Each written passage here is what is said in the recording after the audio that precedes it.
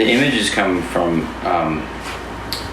they're coming from closed eye hallucinations, and everybody gets them, and if you pay close enough attention to them, you can have a say in how they pan out, you know.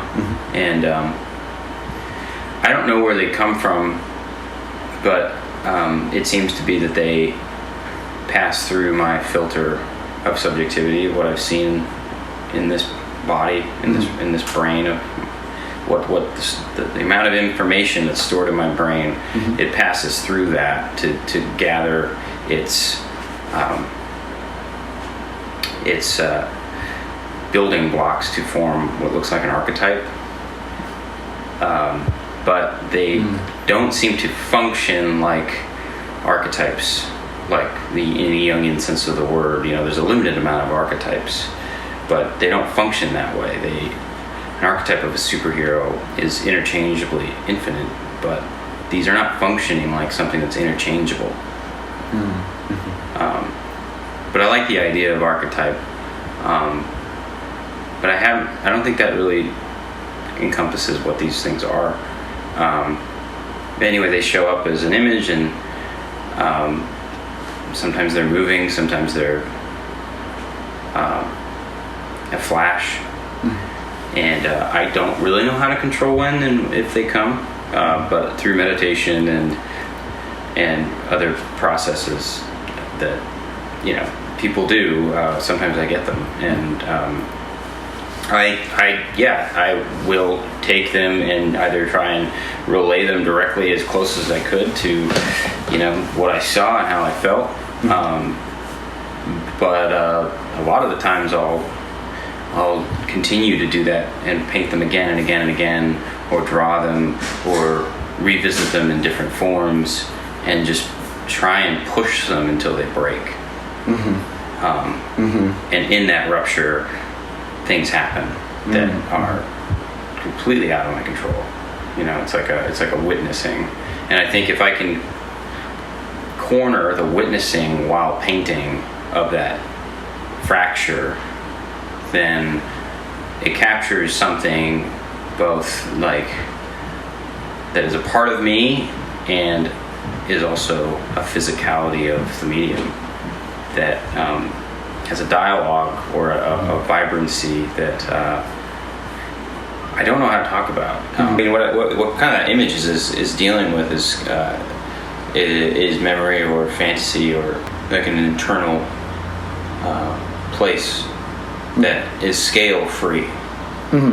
You know, much like a dream is scale free. That's what I mean by scale free, is that it doesn't exist in time or materiality.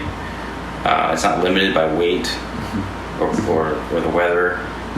It just exists in this infinite elasticity that doesn't have. You can't measure it. An infinite cabin doesn't exist. You know, the Great Wall of China exists, but it's not an infinite wall. It's not referencing the Great Wall of China. It's trying to. For me, it's like it's a place of like, I will go there someday. It's like it's the vacation home fantasy, or the place that we've always worked towards, or the escape when it all goes to shit. I guess for me, it's like that image is a trigger into that world. I'd originally thought to attach that whole cabin and end it attached to the side of a suburban track home as an addition, like an infinite addition. Right.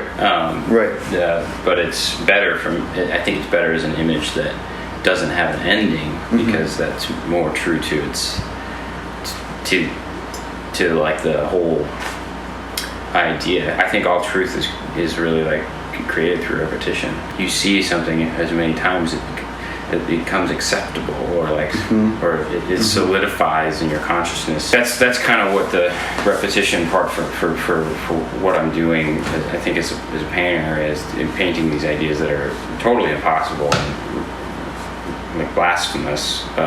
Is the only way to settle them down somewhat is through repetition. It's just trying to somehow weight the intangible. but it doesn't make it tangible. It doesn't make it real. No. Just within those dimensions of this painting. Yeah. Which are like kind of just like formalists, like, okay, this is gonna be 12 feet and 12 inches. Like it also in a certain sense it feels clean. It's like cleaning up the territories of, like, the netherness of the mind, Yeah, right. It's just like kind of walling off. Yeah. It's walling off, right. just like this untenable thing. Right. It kind of reminds me of it's like a childhood place to play. Like, some of us had a place where we'd go as a child, like to play by the river or at your grandmother's house. And that place always exists, even though it may not exist physically now, but it still exists. There's a song Tom T. Hall wrote, where he's asking his dad to take him back to this place down by the Green River where paradise lay. And he says, "I'm sorry, my son, it's too late in asking. Peabody's coal train done hauled it away. Like, it's gone." And then he starts singing about how the air smelled like snakes, and it's this place that he grew up, but doesn't exist anymore. A train company now owns the land and obliterated it. So, but that place still exists, and it's like this everlasting, zone. Pastime is what we've been talking about. But that's kind of, I think that's maybe why I've spent more time on that background and that image. Yeah. To sort of make it seem more real, but it's not real.